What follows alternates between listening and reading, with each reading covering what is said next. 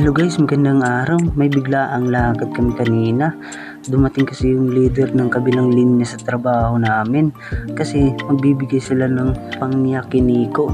Sanggyeop ang tawag kung tawagin sa Pilipinas. Pero Korean pa rin yung tawag nun, di ba guys? So yun na nga no. Dito kami sumakay pala sa puting kotse guys. Kasi yung sa kabilang side, yun yung leader namin, leader ng kabilang linya. At may mga Pilipino din sumakay doon. Sports car yung sasakyan na yun. Kaya samahan nyo kami guys. Let's go! At dito naman, na-amaze ako sa tunnel na dinaanan namin. Sa sobrang daming tunnel na dinaanan namin guys. Iling talaga ako dito guys. Kasi tingnan nyo naman yung bundok.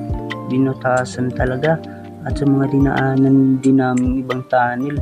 Nasa mga malalaking bundok. Grabe, na-miss talaga ako sa mga ginagawa ng mga Hapon.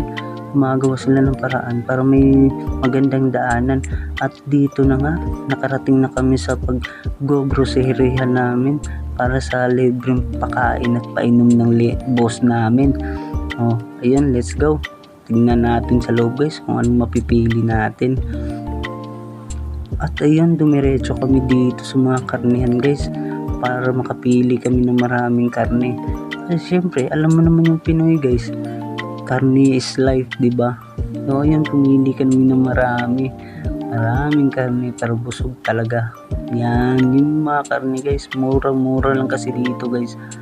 Kaya yun, pumili kami ng mga siguro nasa mga 10 piraso niyan. At may mga nabili rin kami karning baka guys dun sa kabilang pwesto. At ayun, yan, kumuha na kami ng marami para sureball na busog talaga. At dito guys sa pupuntahan namin, tulad nito, ayan, alak is life yung Pinoy, diba? Pero syempre di tayo masyadong nagiinom, konti lang yung kinuha ng kasama ko kasi di kami masyadong umiinom.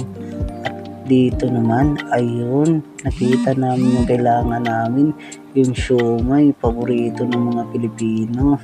Ito na pala yung mga lahat ng napili namin. Sa sobrang dami ito, sigurado busog pati kaluluwa namin.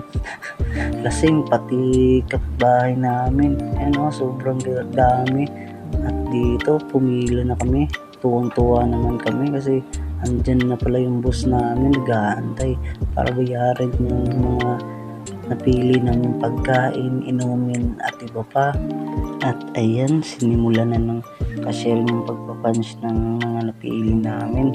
Natatawa pa yung boss namin, baka daw lumagpas sa 2 lapad yung mga napili namin kasi sa sobrang dami. At ayan, grabe no. At yan nga pala yung boss namin guys. Pero yung pinaka-satcho talaga namin is yung kapatid niya, yung pinaka-boss talaga. At dyan naman guys, nakakarton na yung mga nabili namin, 3 karton. At dito, pauwi na kami, pagod sa biyahe. Layo kasi ng biyahe namin guys, 1 oras mahigit, kaya matutulog muna kami. At dito, sinimulan na namin sa siomai at chili garlic ng siomai namin. At dito na, nagluto na kami ng mga karne. So yan, siomai natin. At yun nga pala guys, 1/4 pa lang yan sa mga nabili namin guys. Sobrang dami kasi nun. Ang saya-saya namin. Siyempre, tignan nyo naman yan. Sino di magiging masaya dyan sa mga pagkain na yan, siomai at mga kung ano-ano pa.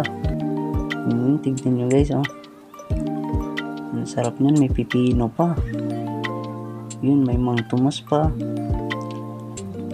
yan. At may pa-music pa kami, yung mga kasama ko. Pakikilala ko pala sa inyo guys, si Senpai Mako, Senpai Ray, Senpai Jo, at si Tol Erwin, Taugama P din yan guys. Salute nga pala sa lahat ng Taugama P dyan guys.